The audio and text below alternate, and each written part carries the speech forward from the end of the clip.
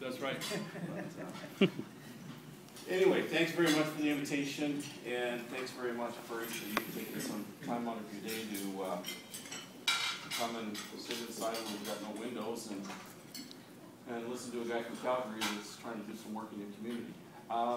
It really is a pleasure, and I say that honestly.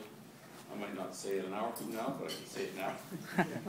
What I'd like to do is go through the project itself, go through our plans, go through the processes we're going to go through over the course of the next several years. I think an important thing to keep in the back of your mind is that we are literally 3 or 4 months into a process that will take 2.5 years. One of the decisions we made very early on was that we were going to do the advanced work on this project a little bit differently than what we've seen others do it, and a little bit differently than we've undertaken projects in the past. And what I mean by that is we were going to first ensure that we had viable commercial economic support for what it was we were about to propose. I didn't want to get ahead of myself and start proposing a project without knowing that I had supporters who were going to pay for that project ultimately. So we went through that step first, and I'll talk more about kind of the sequencing in a little bit. And then what we decided was we were going to get public about that support and that proposal at that point in time. And then spend the next 1.5 to 2 years doing things like this. Listening, trying to respond, gather data, undertake studies, undertake research, so that at the end of the day we can provide as much confidence as we can to both the public, the communities, the politicians, the First Nations, and all stakeholders that we were worthy of their trust in carrying out this project. So that's where we're at today. We're at the stage right now of talking to you about the proposal and wanting to hear from you about what your concerns and issues are, so that when we go back and start to develop our plans in more detail, we have the benefit of your insights and your thoughts. So I'll go through a bit of a presentation. I'll probably go through it. You'll know much of it. I've got a nice echo going on here now. I'm not sure that's wrong, but that's okay. I don't mind. I like hearing myself. I'll go through the presentation, talk about the project, and then I think I'll have at least 1 or 2 minutes for questions at the end. I'm not sure it was a joke. I'll talk about the project, its timeline. I'll get into a little bit economic and local benefits, and again, it's early days in that definition. We're hearing a lot about, tell me about the benefits, tell me about the impact of my community, tell me about where the opportunities are.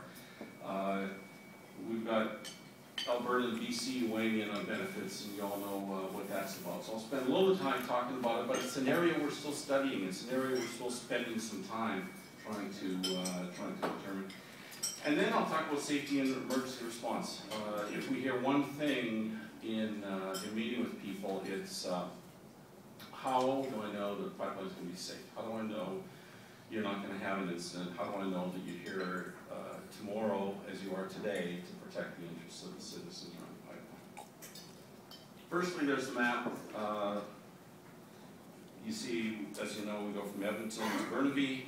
We pass through the North Thompson Valley. We go through Kamloops. We come down over the Coquihalla, through Merritt area, to Hope, and then through the Fraser Valley, and on into Burnaby. The colors in the map really are, the black and the green are already in the ground. The blue is the proposal that we're making right now to complete the twinning of the pipeline. The concept of this project really began about 11, 12 years ago, was when we first started talking about the expansion of the Trans Mountain system. We talked about the twinning of the Trans Mountain pipeline in a staged, progressive way to match up market demand with supply coming on in Alberta. That led to the first phase of the project, which we completed in 2008, which is the black piece you see. well, the Greenpeace, I guess, but across the border. And we built a 20th line through Jasper National Park in Mount Robson. We built that 2006 to 2008. In advance of that, we went through 2 years of environmental study and consultation and work. And built that with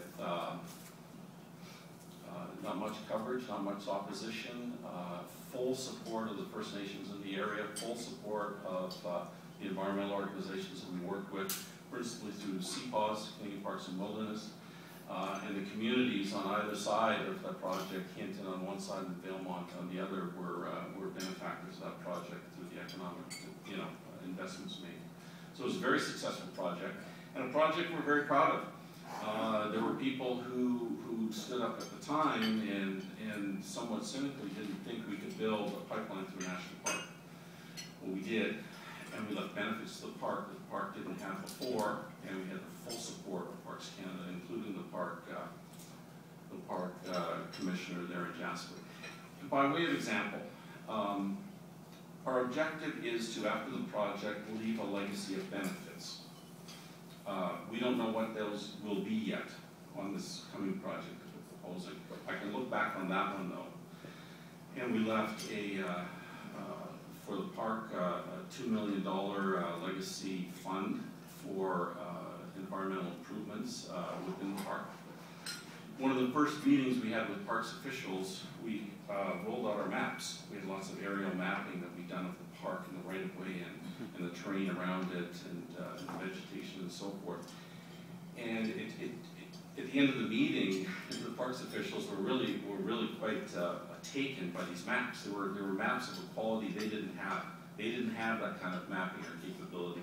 They didn't have the budget for it. They didn't have the wherewithal within their own administration to obtain maps like that. And really what they're interested in, can we keep these maps? Can we keep these maps behind? So it was the kind of thing that really enlightened us to how we can localize the benefits to the park.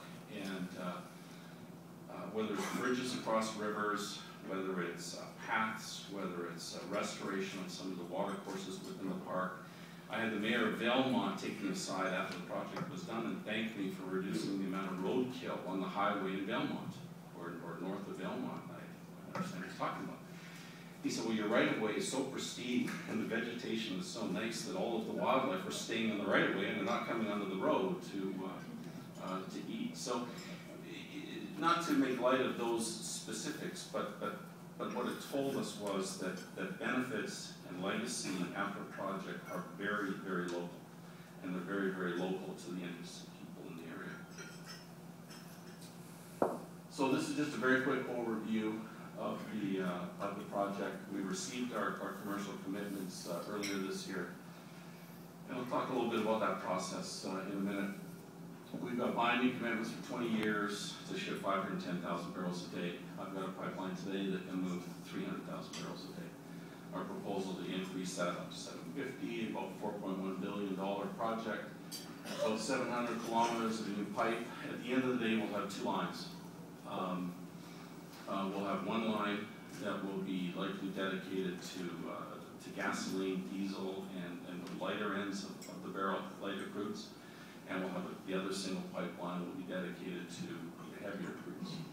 With the scheduled in service, if all things go according to plan, I'm not necessarily predicting they will, I hope they will, in 2017. Pipeline ends in Burnaby. That's where our terminal is. That's where we've got tanks on the side of Burnaby Mountain.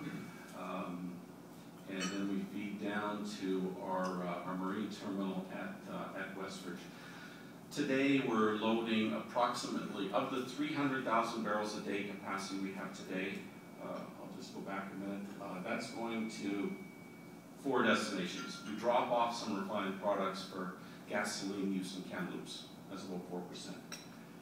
We move about 29% of that to Burnaby, and what that is used for is the local gasoline market in the Lower Mainland. So the gasoline that you're putting in your car today likely came down our line, or it came from the Chevron refinery that we're also the feedstock for. So that goes to Burnaby. 51% of what we move ends up in Washington State, the refineries down there. We currently provide between 20 and 30% of the crude requirements of the Washington State refineries. And the rest, the 29%, ends up in Westridge and is loaded on ships. That equates to about 5 ships a month today. The market, just so you know, the market demand on a typical month is anywhere from 20 to 30 ships. So they compete for that space each and every month in order to move their barrels offshore. So the constraint is the dock, that's where the higher demand is, but it's also Washington State. We're at 50% roughly to Washington State today. That's 50% of 300, 150,000 barrels a day. When I started with the oil side of our business, that was 100, 110. So Washington State is taking more. The reason they're taking more is really twofold, maybe threefold. One is some of the refineries there also have upstream assets. So you've got Shell, you've got Conoco, you've got BP, and they're connecting their upstream production with their refinery. The other reason is Alaska North Slope oil, which is really the majority supplier of crude into those refineries, is in decline and has been in decline for decades. The amount of oil coming out of Alaska continues to go down, is being replaced with oil off of our pipeline largely. And the third reason is, as the refineries start to take more and more Canadian crude into Washington State, they start to develop an appetite for it. As you know, it's heavily discounted. Canadian crude is not getting world price, so it's an attractive buy for them. But the configuration of the refinery needs to be tweaked in order to blend different commodity types, and they're getting better at that. The marine traffic expansion that we expect, of the 510,000 barrels a day of commitments that I have, the majority of that is destined towards the dock. The majority of that, shippers are asking for tidewater access. So of the it's likely in the 4 to 425 range of the 510 is really targeted at the dock. That will increase tanker traffic to about 20 to 25 a month, from 5 a month. So we're not at 1 a day. It will require an expansion of our dock facilities. We're going to add some new berths in Burnaby. We'll still be less than 10% of total marine traffic in the port, or at about 10%. We're using the same size vessels. We're not proposing a project that requires a change in vessel size. So the existing vessel capabilities are what this project is based upon. If the port determines that for overall ship safety reasons, not just the tankers calling on our port, that they want to dredge the Narrows, then they'll make their own business case and they'll go ahead with that. We've given them predictions of volume, we've given them predictions of demand, we've given them some of the different types of vessels that could call on our facility, and it'll be up to them to make that decision. We're not asking for it, we're not predicating our pipeline project on it, and all of our shippers know that the largest vessel that they're counting on right now is an Aframax-sized vessel, which is maximum 650,000 barrels. Timeline for the project, I touched on this a little bit earlier. We're in the early stages. You see that commercial application line. We filed with the National Energy Board back in June. The contracts that we entered into that underpin that 510,000 barrel commitment. The reason we did that, typically a project wouldn't do that. Typically what a project would do, they would take their commercial commitments, to the extent they have them, bundle them together with their facilities, all their environmental studies, their routing, their design work, and file that with the board for consideration. One of the board's requirements, by the way, before approving a project is economic viability. They're not going to spend tens of $millions of public money reviewing a project that doesn't have economic viability. Otherwise, people are just encouraged to seek hunting licenses. We have the commercial support. We filed with the board now because we've been here for 60 years. We've had a pipeline operating for 60 years. I've had shippers for 60 years under one set of conditions, which was monthly contracted access, which was you nominate your barrels each month, you see what you can get. The pipeline wasn't full. So it was a much different system than what I'm moving to tomorrow, which is firm 20-year contracts for the bulk of the capacity. So it changes the commercial arrangement between us and our shippers. I wanted to get National Energy Board concurrence with what we've done, that we've been fair to all of them, we've been transparent, that the economic terms are reasonable, that the tariffs and tolls we're charging are reasonable, etc. So the deal I've got with my shippers is one that the board will endorse before I take the next step, which is to spend hundreds of millions of dollars getting ready for that filing at the end of the next year. So at the end of 2013, as I say, 16, 18 months from now, we intend to file with National Energy Board the facilities application.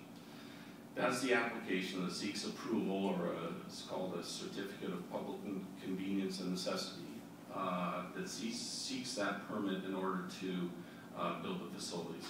So it's there that we will file and put before the National Energy Board all of the environmental study, the land use study, the engineering design, the routing, the pump station configurations.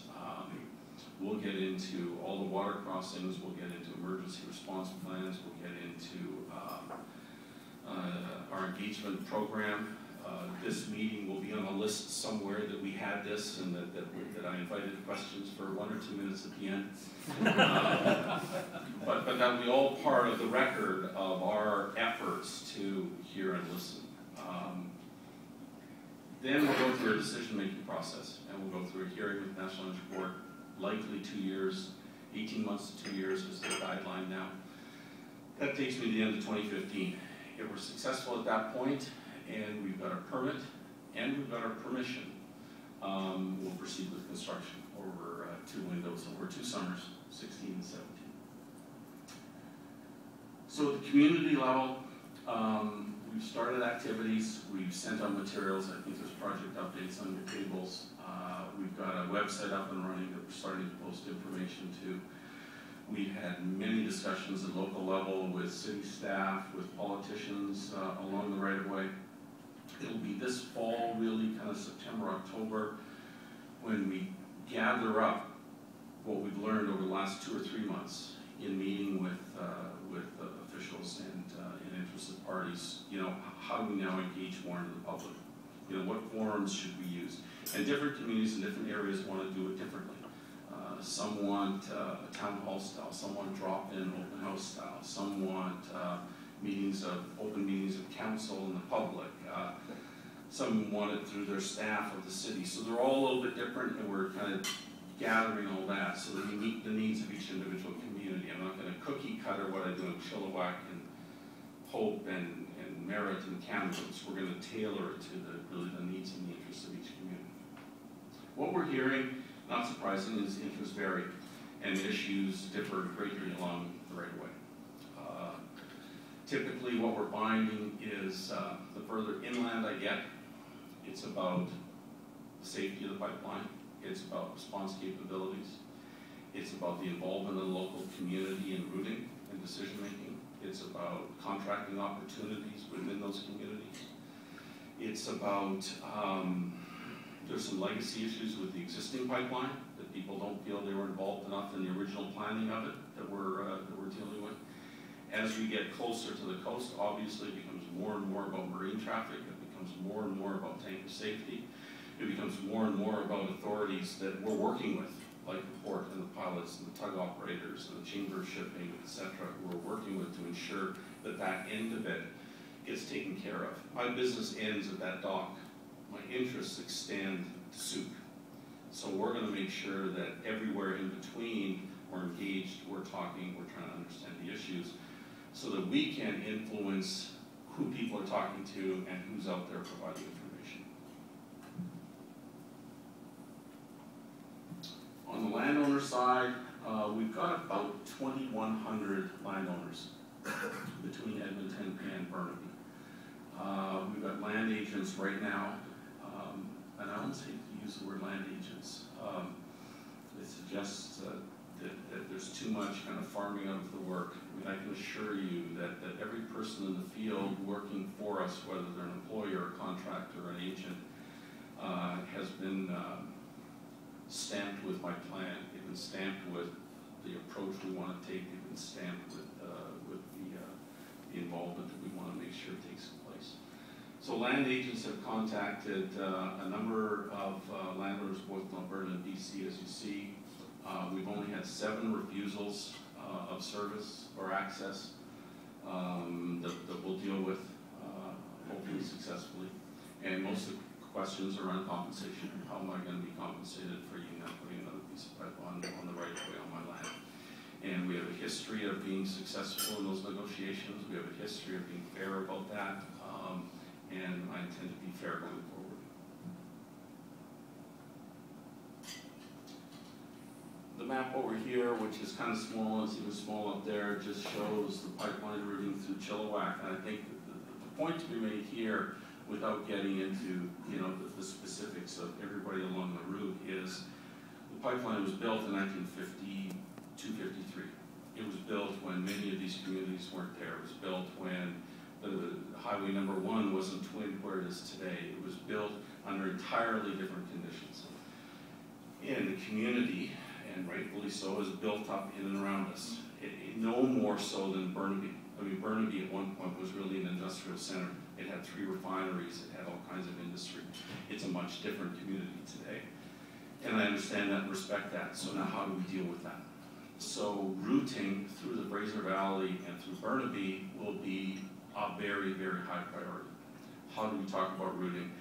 How do we talk about the most benign route? How do we talk about the route that respects the interests of landowners as much as we can and minimizes intrusion?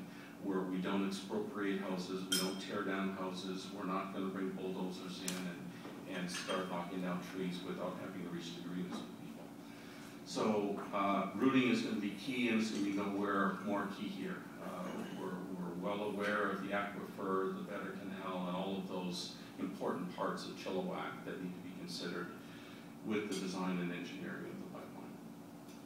We do go into the canal now. Pipelines at a depth of about 3 meters. We continually are 3 meters under the canal. We're continually reviewing that and making sure it maintains its safety. So the routing assessment, obviously our desire would be to use existing right-of-way where the land already exists and is defined as a pipeline corridor as much as possible, but we contrast that with minimizing the impact on landowners, the environment, and linear disturbance. So identification of routing options, I've talked about this already. We'll work with local communities in identifying options, identifying issues, areas of concern, areas we should avoid, conditions that we should be aware of that perhaps only the local communities have. So land use, environmental concern, engineering factors obviously will play a role. Here in Chilliwack, I talked about the aquifers, the agricultural resources, some of the urban residential neighborhoods, particularly I guess it's on the south end of town, where it's built up around the pipeline. We've got to look closely at that and consider it. And that really starts this fall. So I'm not starting quite today. I can't put different lines on maps for you today, but we'll start talking to communities this fall about options. Benefits. Benefits always come up. And I don't have the best answers for you yet on benefits. We're working hard to start to delineate how benefits are thought of. In one conversation, it's about national benefits. What's the GDP impact of this project over 25 years? How many person years of employment are you going to have? It's about 46,000. What's the increase in taxes to British Columbia versus Alberta? And this is where the 2 premiers get all tied up in knots. And in some places, that's a good conversation to have, and it's an important conversation to have. In places like this, I would suggest is probably less important. It's probably more important to hear, for you to hear me talking about what the local benefits are. What's going to happen in Chilliwack? What's the legacy that's left behind? What's the condition of the right-of-way going to be? What's the job opportunities? What are the contracting opportunities? How have we left the legacy of environmental gain for your community at the end of it, so you can look at it and say, you know what, that was a good thing for us. We balanced the risks and benefits, we took it all into consideration. At the end of the day, I feel good about what was left, and not 100% of the people are always going to believe that, and that's fair. So the conversation on benefits is always complicated, and we're working hard to try and understand what benefits are important to people because they're different depending on where we go. There's going to be construction benefits, trades are going to be required, site management, crew hosting, community services, and supplies. One of the things that I found when I went back to it, it was a small community, Valemount. There's not much going on up there. And when we left Valemount, the city, the town was on kind of an all-time high. You know, there'd been this injection of capital into the community that they were living with the benefits of after we left, long after we left, because companies were able to hire and train more people, buy more equipment, upgrade their facilities, upgrade their services for the project that then provided them with that legacy after the project. They were still there for them to benefit from. We're going to look at a community-based level on what financial support can we provide for different important things in your community, be they community or environmental. A whopping 35 employee increase in British Columbia at the end of the project. That's just a function of long linear infrastructure. I've got pockets of people in Calgary and Edmonton and Kamloops and Burnaby. You don't need a lot of people along the line. So it's one of the realities of the pipeline business is that you've got centers along the pipeline that you deploy people from. There is not a significant increase in permanent employees, about 35. But the construction obviously is about 46,000 person years over the course of those couple of years. And what I hope that we'll be able to define better as we go through this is, so then what are the benefits within communities from the contracting opportunities that we've provided? I talked briefly about this $4 billion to be spent. 60% of that's in British Columbia. So it's a lot of capital we've spent in this province on goods and services. GDP impacts, again, these numbers resonate to some, they don't to others. $3.5 billion, labor income of $2.3 billion within that $4. Direct expenditures, there's the 2.6 to 1.5 equals the 4, the 4.1. Tax increases, $512 million to Canada, 184 to BC, similar to Alberta. Again, they're big numbers, and they're numbers that are going into generate societal benefits for all of us. It's easy to get cynical about tax dollars and how they're used and where they're going, where they're not going, and I fall into that myself. But they're real. I mean, the dollars that are being spent are real, and they're going to go into coffers, and arguably the use of those funds is for things that we all need as a society. The operation side of it then, I mean, that's the construction side, then there's an operating side. We'll spend $77 million more every year on goods and services to maintain and operate the pipeline. There's a GDP impact of that, there's a labor impact of that. It adds another 10,000 person years of employment, not just on the direct from the 35, but also the people we hire. We hire contractors on an ongoing basis to do workforce. And then there's direct expenditures of probably 55 million of that 77 every year in British Columbia.